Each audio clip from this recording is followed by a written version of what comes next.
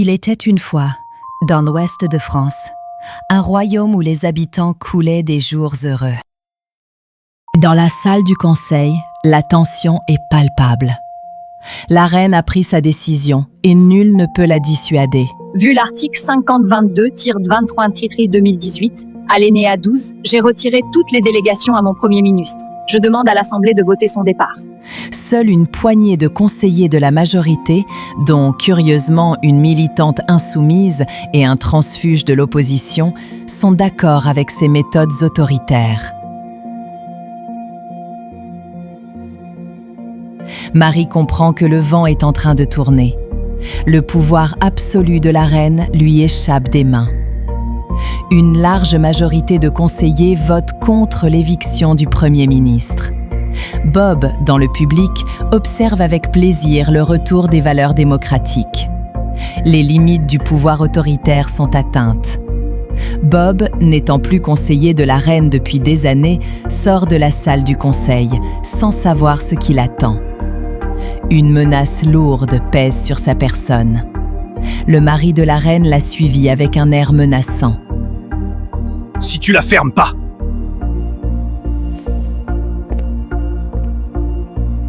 tu vas avoir des ennuis. » Le sang de Bob se fige. Bob reste sans voix. Dans le royaume, la démocratie est en danger.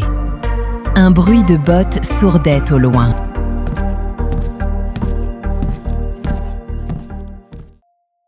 Bob avait rencontré Marie à la fin des années 70. Elle était informaticienne. Lui était chef d'entreprise.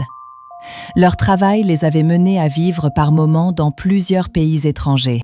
Avant d'arriver au royaume, Marie avait déjà côtoyé des hommes politiques. George en Amérique. Le maire lui faisait la bise. Mais il avait été viré à cause de soi-disant autorisations douteuses à propos de la construction d'une tour de 42 étages. Et aussi Li Wei en Chine. Il avait été mis en retraite à force de trop inviter ses hôtes dans les restaurants de luxe de la ville et de voyager incognito avec de faux papiers. Ça, c'était à l'étranger. Ici, pour les grands du royaume, elle ne savait rien. Le maire est élu par le conseil municipal. Souvent, le conseil lui délègue des pouvoirs étendus. Il prépare les décisions. Il signe les arrêtés. Il délivre les autorisations d'urbanisme. Il représente la commune en justice. Il fixe l'ordre du jour. Il contrôle l'information. Le pouvoir municipal est légalement encadré. Mais en fait, il est largement concentré dans les mains d'une seule personne, surtout dans les petites et moyennes communes. Je contrôle la légalité des documents, pas leur sincérité. Dans les petites communes, là où l'opposition est faible et les médias discrets, l'équilibre institutionnel repose moins sur la procédure que sur l'éthique personnelle du maire. La compétence administrative est aidée par le DGS. Le maire a énormément de pouvoir. Le contre-pouvoir s'exerce par électeurs au cours des élections municipales, tous les 6 ans seulement. L'autoritarisme est tentant. L'abus est facile. Quelle que soit la qualité de l'équipe municipale, la probité, l'intégrité morale du maire, la bienveillance est essentielle. C'est le cas dans la plupart des communes. Hélas, pas dans toutes. Car si le droit fixe un cadre, la morale fixe une limite. Depuis l'Antiquité, la famille de Bob possédait une maison dans la grande ville proche du royaume. Quand l'heure de la retraite fut venue, c'est tout naturellement qu'ils cherchèrent une habitation à proximité. En 2017, par hasard, ils découvrirent ce qu'ils voulaient. Une maison idéalement située en bordure d'une petite plage urbanisée à proximité du centre d'un petit royaume maritime. Le lieu était fantastique. Les habitants amicaux. La maison était en mauvais état. La rénover serait une activité passionnante pour le couple en mal d'activité. Dès la vente conclue, ils commencèrent sans tarder les travaux intérieurs. À l'extérieur, il était indispensable de supprimer les gros escaliers en béton, très moches, installés on ne sait pourquoi par l'ancien propriétaire. Bob estima qu'une mini-piscine de 10 mètres carrés, posée sur l'assise des escaliers, ferait l'affaire.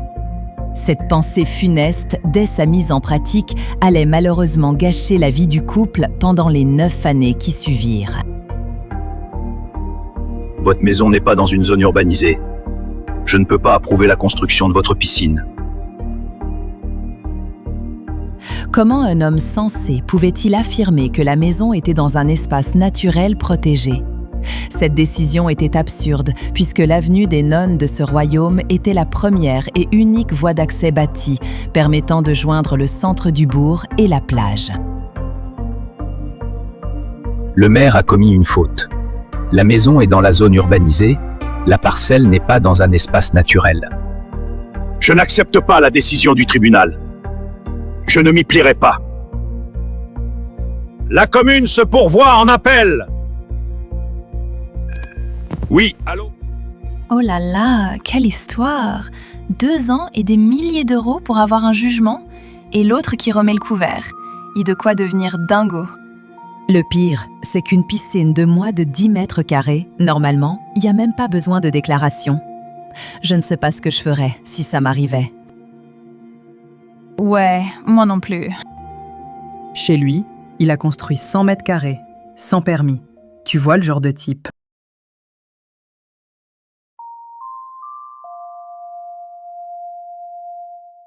Il fallait agir. Fin 2019, le couple, considérablement gêné par l'épine qu'ils avaient dans le pied, fit la connaissance d'un agent immobilier intéressant.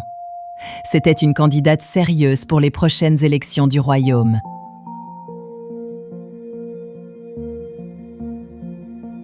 Votre aménagement extérieur est très sympa. J'ai peut-être des clients pour vous.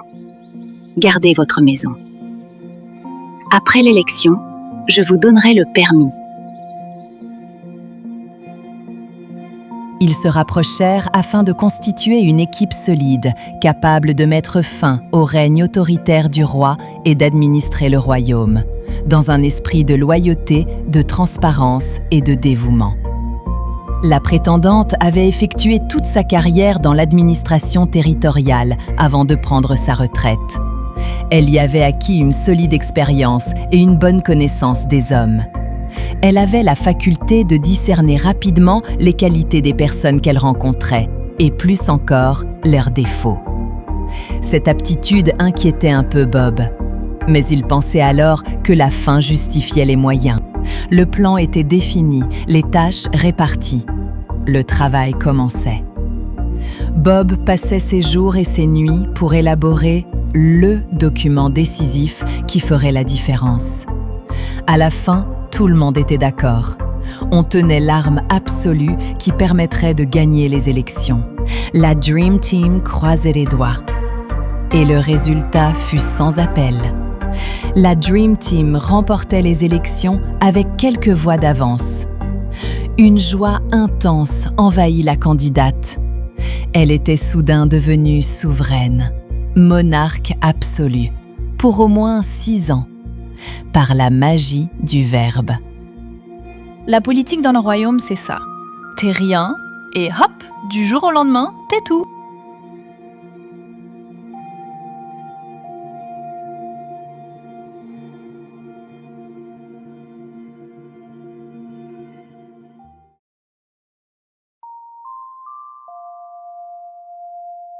Le monde de la reine était binaire. D'un côté, il y avait ceux qui la servaient ou qui pourraient lui être utiles, de l'autre, ses ennemis, et la masse, ceux dont elle n'avait que faire. Un individu pouvait passer d'un groupe à l'autre instantanément. Avec cette équipe, elle allait pouvoir faire du bon travail, exactement comme elle l'entendrait. Bob lui posait un problème. Il était rebelle, il avait une grande bouche, il la gênait. Mais il n'y avait pas vraiment beaucoup de défauts à son armure. Ah si, sa foutue maison. Elle allait pouvoir le dégager très vite, ni vu ni connu. Je t'embrouille. L'épine dans le pied du couple faisait de plus en plus mal. Bob, le naïf, espérait un poste d'adjoint. Ils n'eurent rien. Pas même une place dans une commission, sauf Marie au sport, mais en 6 ans, elle n'y fut jamais convoquée. Pour enlever l'épine, aucune procédure n'était requise. Une seule ligne, adressée à la cour d'appel, faisait l'affaire. Rien. 3 mois étaient passés. La lettre promise s'était probablement égarée. Bob s'en inquiéta. Avec ta demande de travaux, présente-moi ta lettre de démission. Je me désisterai de l'appel sur le champ.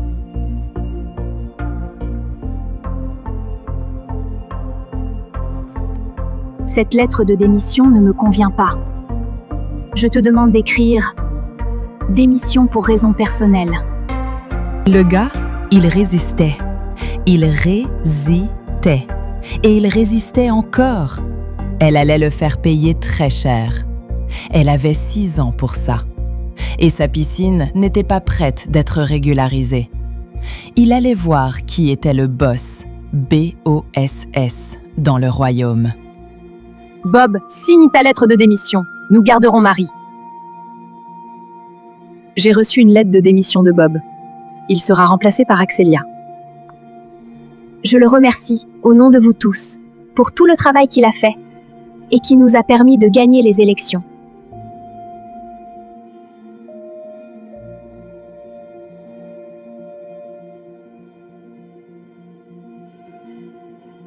Waouh, jamais vu ça. C'est une affaire personnelle, non? Non, c'est une méthode.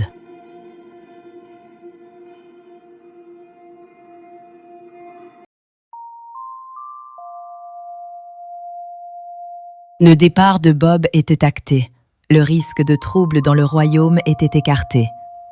Les rumeurs répandues n'empêchaient pas Marie de s'intéresser aux affaires. Un jour, pourtant, elle fut nommée secrétaire de séance. Au cours des débats, elle signala des anomalies qui n'avaient pas été évoquées. Il y avait de gros travaux de rénovation en cours sur la plage. Il y avait surtout de nouvelles activités et de nouvelles constructions sur l'espace réservé à la communauté. L'enjeu financier était important. Quand une activité se développe sur un espace réservé, la valeur de la propriété augmente fortement. Si la collectivité veut acheter plus tard, elle n'en a plus les moyens. La loi en pareil cas prévoit un mécanisme simple. Une convention qui fixe la valeur du bien avant autorisation d'extension. Ainsi, ni le propriétaire ni le royaume ne sont lésés. La reine l'affirmait, tout était en règle. J'ai vérifié, les restaurants sur la plage, les constructions sur l'espace réservé ont toutes les autorisations administratives obligatoires. Lorsque Marie relut le compte-rendu officiel, ses propres observations avaient été modifiées par la monarque. J'ai interdit à mon adjointe de vous laisser voir les documents d'urbanisme de la commune. Toute demande passe par moi. Il était urgent pour elle de quitter le groupe politique auquel elle appartenait. Dans le royaume, pour la reine, c'était pratique. Inutile de connaître le droit. Il suffisait de décider elle-même ce qui était juste ou ne l'était pas. Ses fidèles assistants étaient parfaitement d'accord avec ce mode de gouvernement. Je quitte le groupe majoritaire. La reine, 5 ans auparavant, avait anticipé cette éventualité. Marie, pour la piscine, j'attends l'avis de l'urbanisme. Le dossier piscine a pris du retard. Il faut refaire une demande. C'est la procédure. Pour décider, j'ai besoin de l'étude d'impact de ta piscine. Pour le couple, l'air devenait irrespirable. Il fallait quitter ce pays. Un agent immobilier fut chargé de vendre la maison. Malgré les temps difficiles, un acheteur sérieux se présenta. Lorsque le prix fut entendu, rendez-vous chez le notaire fut pris. Sur le plan administratif, tout semblait maintenant parfaitement en règle. Même les bâtiments de France sont d'accord. Un détail cependant. La demande de régularisation de la mini-piscine n'était toujours pas revenue. Et les acheteurs s'en inquiétaient. Je vous rassure, vous ne serez pas inquiétés avec la piscine tant que je serai reine. Je vous le confirme par écrit. Dans le compromis, Mettez une clause suspensive si je ne donne pas le permis.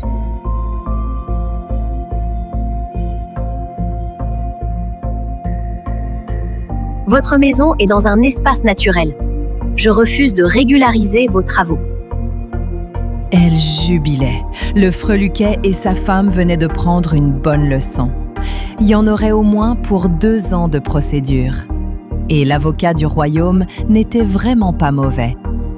Mais son adjointe à l'urbanisme l'avait averti. La méchanceté, c'est comme un boomerang. Ça te revient dans la figure. Ton compte, c'est juste l'histoire d'une querelle de personnes, non? La Marie, le Bob, ils sont quand même un peu pénibles avec leurs trucs de riches. La maison au bord de l'eau, la piscine, les États-Unis. On va quand même pas les plaindre. Si c'est les seules victimes, stop. Il y a quand même d'autres sujets plus intéressants. Ben oui. Mais non. Si on fait focus sur le couple, c'est parce que leur histoire est documentée. La reine a déjà porté plainte 2 fois contre eux, pour diffamation. Et rien. Il doit y avoir beaucoup de cas semblables dans le royaume. Sinon, comment expliquerais-tu le clip marrant qui passe en boucle à la télé? On voyait tous ses colistiers la quitter, sauf 2 fidèles. Ce n'était certes pas dû au hasard. Ça ne la dérangeait pas vraiment. Un cycle s'achevait, un autre commençait. Elle avait une pêche d'enfer. E-N-F-E-R. Faisant table rase du passé, elle avait reconstitué une équipe solide, sur laquelle, cette fois-ci, elle pourrait compter. Une nouvelle Dream Team. Le groupe était motivé. Il n'avait que quelques semaines pour séduire la population. Ils avaient mis au point un programme qui ferait la différence. Bon, souhaitons-lui bonne chance. Ne crois-tu pas qu'il faudrait interviewer ses collègues de la communauté urbaine pour savoir ce qu'ils en pensent? La reine agace beaucoup d'élus communautaires.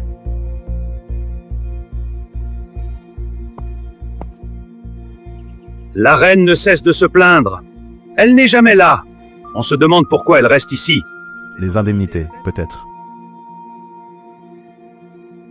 J'espère que les électeurs feront un meilleur choix en 2026. Incroyable. On dirait qu'elle ne s'est pas fait beaucoup de copains là-bas. On va savoir très vite ce qu'en pensent les électeurs. Pour moi, clairement, c'est non. Ben moi, tout pareil que toi.